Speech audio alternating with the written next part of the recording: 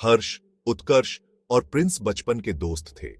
एक छोटे से शहर में पले बढ़े तीनों एक ही जुनून साझा करते थे, टेक्नोलॉजी। घंटों कंप्यूटर के साथ खेलते, कुछ असाधारण बनाने का सपना देखते।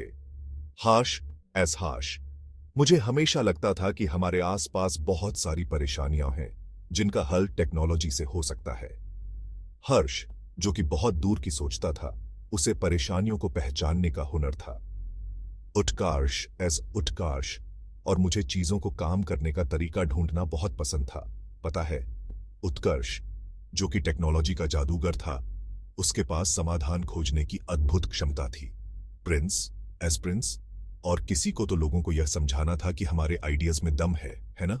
प्रिंस, जो कि बहुत ही आकर्षक था, किसी को भी कुछ भी समझा सकता था, एक कुदरती सेल्समैन। वे टेक्नोलॉजी द्वारा गढ़े गए भविष्य में विश्वास करते थे, एक ऐसा भविष्य जिसे वे एक साथ मिलकर बनाने के लिए दृढ़ थे। उनका सपना, एक ऐसी टेक्नोलॉजी कंपनी शुरू करना जो लोगों के जीने के तरीके में क्रांति ला दे। एक शाम विचार मंथन करते समय हर्ष को एक गंभीर समस्या का सामना करना पड़ा। लाखों लोगों के पास भौगोलिक और आर्थिक बाधाओं के कारण अच्छी शिक्षा नहीं थी। एक विचार उनके दिमाग में बिजली की तरह कौंधा। हाश एस हाश, क्या होगा अगर हम एक ऐसा ऑनलाइन प्लेटफॉर्म बनाएं जो सभी को सस्ती, सुलभ शिक्षा प्रदान करे? उत्कर्ष और प्रिंस तुरंत मोहित हो गए। वे जानते थे कि यही तो वो आइडिया है, वह विचार जो दुनिया बदल सकता है। उत्कर्ष एस उत्कर्ष, यही वह आइडिया है जिसका हमें इंतजार था। प्रिंस एस प्रिंस, हमें इसे ज्ञानलय कहना चाहिए, जिसका अर्थ है ज्ञान का निवास। उन्होंने एक ऐसे प्लेटफॉर्म की कल्पना की जो भौगोलिक सीमाओं को पार कर इंटरैक्टिव पाठ्यक्रम, व्यक्तिगत सीखने के अनुभव और एक जीवंत ऑनलाइन समुदाय प्रदान करे। वे एक ही इच्छा से प्रेरित थे, ज्ञान के माध्यम से व्यक्तियों को सशक्त बनाना।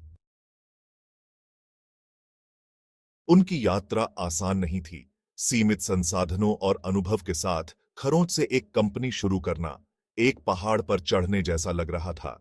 उन्हें संभावित निवेशकों से संदेह का सामना करना पड़ा, जिन्होंने उनकी सफल होने की क्षमता पर संदेह किया। इन्वेस्टर एज इन्वेस्टर, आप बहुत छोटे हैं। मेंटर एज मेंटर, यह आइडिया बहुत महत्वाकांक्षी है। अस्वीकृति पत्रों का ढेर लग गया, हर एक उनके आत्मविश्वास पर चोट करता था। वे अपने तंग अपार्टमेंट से अथक परिश्रम करते रहे, इंस्टेंट नूडल्स और अंतहीन कप कॉफी पर गुजारा करते रहे। उत्कर्ष एस उत्कर्ष, नींद, वह एक ऐसी विलासिता है जिसे हम अभी बर्दाश्त नहीं कर सकते। संदेह मन में रेंगता रहा, हार मानने के कपटी विचारों को फुसफुसाता रहा। क्या उनका सपना बस यही रहने वाला था, एक सपना? चुनौतियों के बावजूद उन्होंने हार मानने से इनकार कर दिया। स्टीव जॉब्स ने एक बार कहा था कि अच्छा काम करने का एक ही तरीका है कि आप जो करते हैं उससे प्यार करें। अपने जुनून और अपने विजन में अटूट विश्वास से प्रेरित होकर वे आगे बढ़ते रहे। हाश एस हाश, हमें बस चलते रहना है, हम अब रुक नहीं सकते। उन्होंने अपने प्लेटफॉर्म को बेहतर बनाने, उद्योग की घटनाओं में भाग लेने और अपने विचार को सुनने वाले किसी भी व्यक्ति को बताने में अनगिनत घंटे बिताए। प्रिंस एस प्रिंस, हर गलती इसे ठीक करने की दिशा में एक कदम है। उन्होंने अपनी गलतियों से सीखा, अथक दृढ़ संकल्प के साथ एडेप्टिंग और इटरेटिंग किया। उन्होंने छोटी छोटी जीत का जश्न मनाया, एक सफल प्रस्तुति, एक सकारात्मक प्रतिक्रिया, एक नया उपयोगकर्ता साइन अप करना। हर जीत, चाहे कितनी भी छोटी क्यों न हो, उनके संकल्प को हवा देती थी। उत्कर्ष एस उत्कर्ष, हर छोटी जीत हमें आगे बढ़ते रहने की ऊर्जा देती है। और इस प्रकार उनकी आंखें उस भविष्य पर टिकी हुई थीं जिसे बनाने का उन्होंने सपना देखा था। ग्राइंड शुरू हुआ।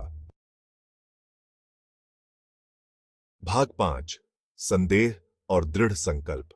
ऐसे दिन थे जब उनके सपने का भार बहुत भारी लगता था। शंकाएं उनके मन को कुतर रही थीं। क्या एक विचार के लिए सब कुछ जोखिम में डालना मूर्खता थी? क्या वे अपने सिर से ऊपर थे?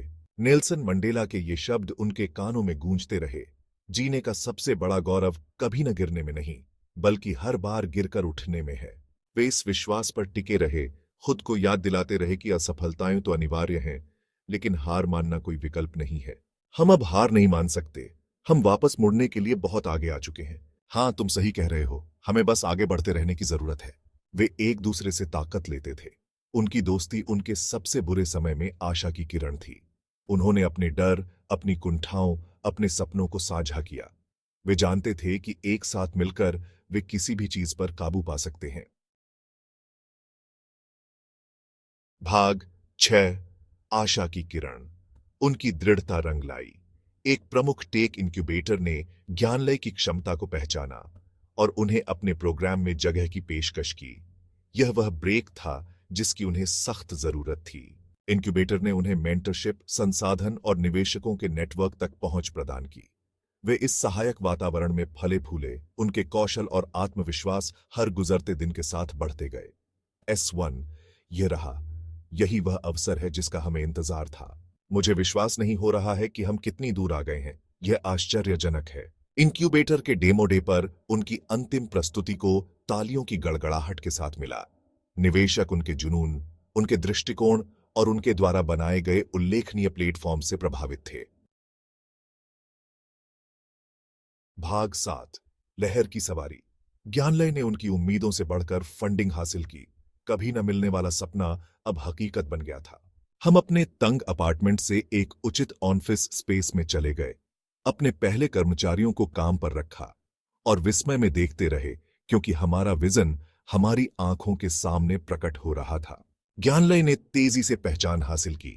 जीवन के सभी क्षेत्रों के छात्र सीखने और बढ़ने के लिए उत्सुक प्लेटफॉर्म पर आते रहे।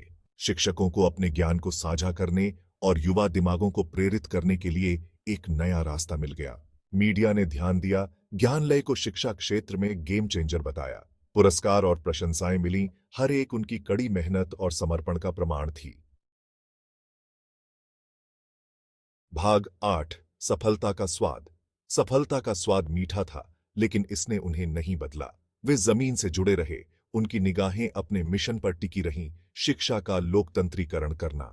हमने वंचित समुदायों तक शिक्षा पहुंचाने के लिए गैर सरकारी संगठनों और सरकारी संस्थानों के साथ साझेदारी करते हुए ज्ञानलय की पहुंच का विस्तार किया।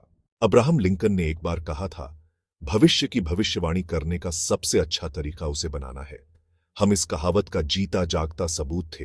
अपने इनोवेटिव प्लेटफॉर्म के साथ शिक्षा के भविष्य को आकार दे रहे थे। उनकी कहानी लाखों लोगों के साथ गूंजती रही, अनगिनत इच्छुक उद्यमियों को अपने सपनों का पीछा करने के लिए प्रेरित करती रही।